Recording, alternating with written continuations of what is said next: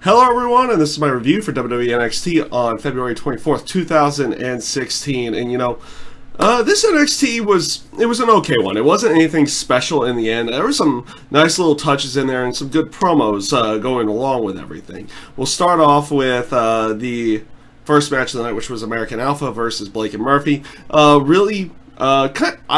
would say standard fare for the American Alpha, how Chris Gable and Jason Jordan are, how their tag matches have been going, which is good, but they do kind of end in about the same way almost every single time. That's one thing I've noticed. It's like, they go through this, they go through a whole bunch of athletic stuff between the two of them, and then Gable kind of gets beaten up, tags in Jason Jordan, and eventually it ends really quickly after that. Don't get me wrong, their matches are still very entertaining and everything. It's just, you kind of notice a consistency there, which is not a bad thing in that sense of the word either. So we'll see see where they're going with everything here. They've been feuding with Blake and Murphy for a while in the terms of just having matches. We'll see if they're going to be pushing them further than that here in the very near future. But again, another really good match with Jason Jordan and Chad Gable going up against Blake and Murphy there. So nothing really too bad in my thoughts. Up next, they had an announcement backstage with William Regal, basically kept making in 2 weeks for Sami Zayn and Samoa Joe to have another match, and it'd be 2 out of 3 falls. And he also made an announcement that he had just signed a new guy who was going to be coming in next week as well, a new big name. So for the 2 out of 3 falls match for Samoa Joe and Sami Zayn, first of all, I like the promos between Sami Zayn that Sami Zayn and Samoa Joe gave. They delved into their characters and kept to those really well. I liked Joe's intensity about it. I liked Sami Zayn's calmness, and it's like he's just focused and tunnel visioned about everything and where he wants to go, and just trying to get there in any means possible. So we'll see how that one plays off in a couple weeks to see if they do some kind of promo thing setting up more for that next week as well. So we'll see where they go with all of that.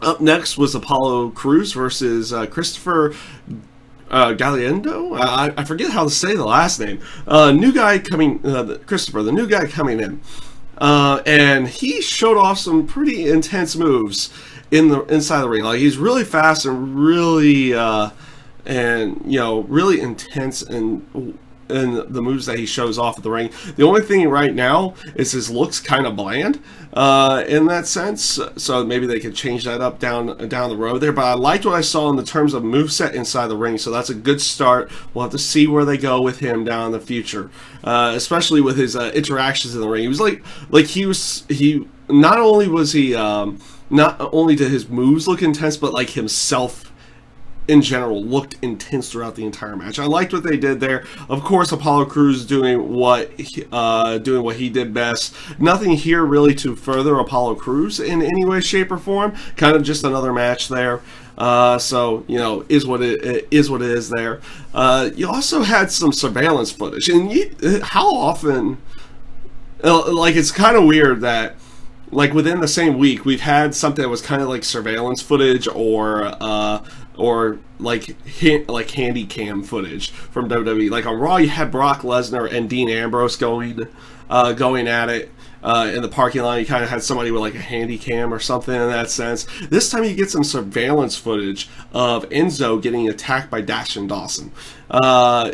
Good stuff here. Continues on that feud without necessarily needing to say any kind of words there. It's just, continually showing the intensity of this feud between the two teams. So we'll see how they go off with that as well. I actually liked this segment. I thought it came off really good, at least in my own personal opinion.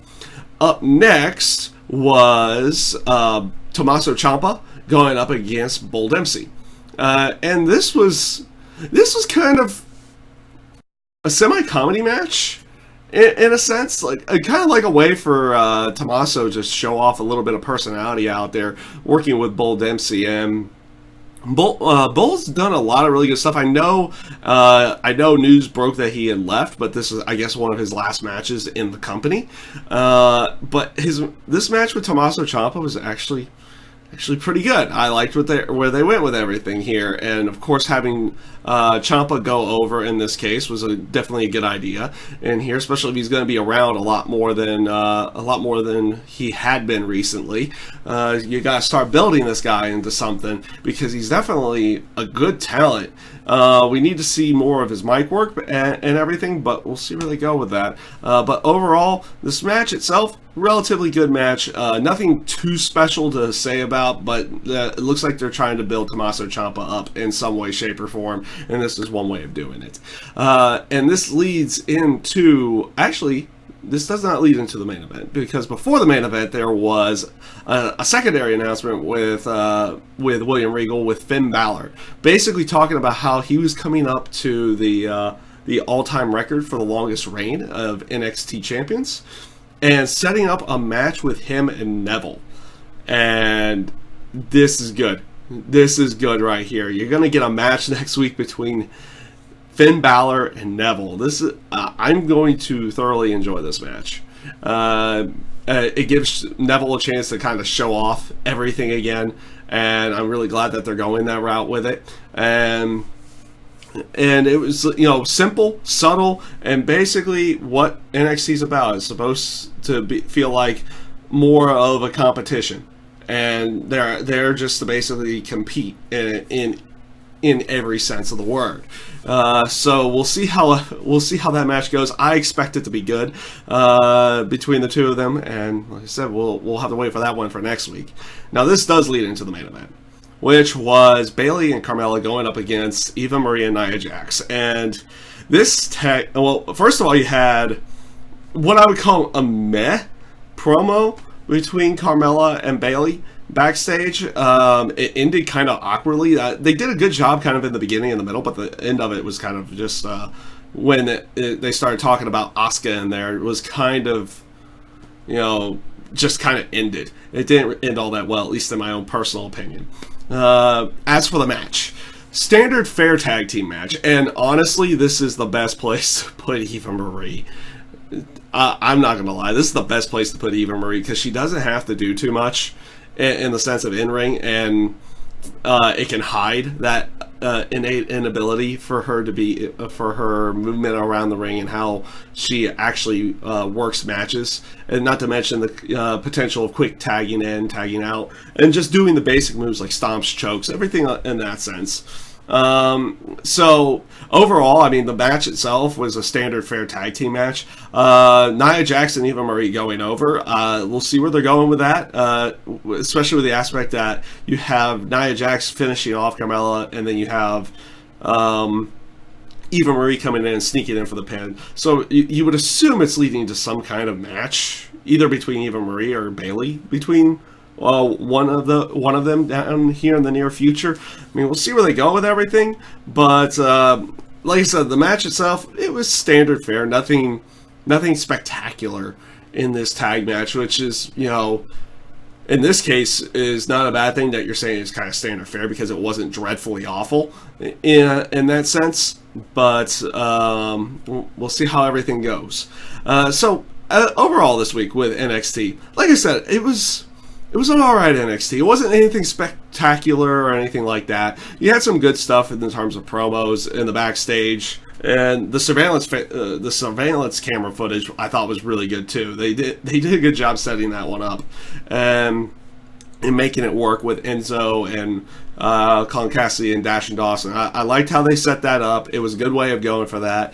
Otherwise, the matches, like I said, nothing spectacular, but nothing overly horrible in this case either, so you can't really say anything overly bad. But I mean, just calling an NXT show just okay is kind of a little bit worse than what you normally are hearing from most people about NXT. This one wasn't all that spectacular by any stretch of the imagination.